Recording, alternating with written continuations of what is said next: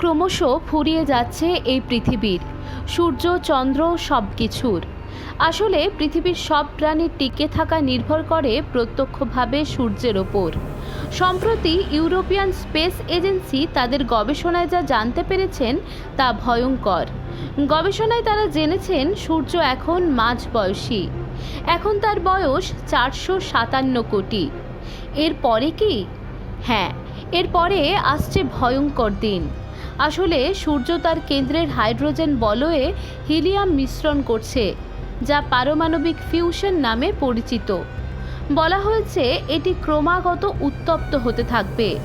তারপর ধীরে ধীরে হাইড্রোজেন কমে যাবে, ক্রমশ গিলে ফেলবে এই পৃথিবীকে। এরপরে আসছে বিশ্ব উষ্ণায়ন। পৃথিবীর গড় তাপমাত্রা বৃদ্ধি পাচ্ছে, ফলে মেরু অঞ্চলে জমে থাকা বরফ গলতে শুরু করেছে হু হু করে। সমুদ্রপৃষ্ঠের উচ্চতা বৃদ্ধি পাচ্ছে, আর উষ্ণায়নের জন্য বন্যা, ঝড়, খরাসহ নানান প্রাকৃতিক বিপর্যয়ে টালমাটাল এই বিশ্ব।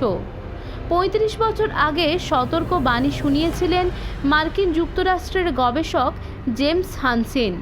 বলেছিলেন পৃথিবী বিপর্যয়ের দোরগোড়ায়, উষ্ণায়ন বৃদ্ধি পাচ্ছে ক্রমাগত।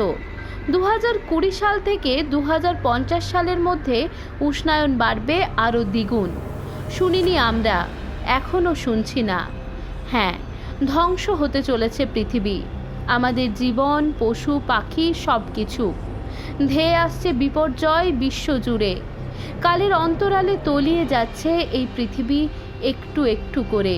আমরা সবাই হারিয়ে যাব কোনো একদিন।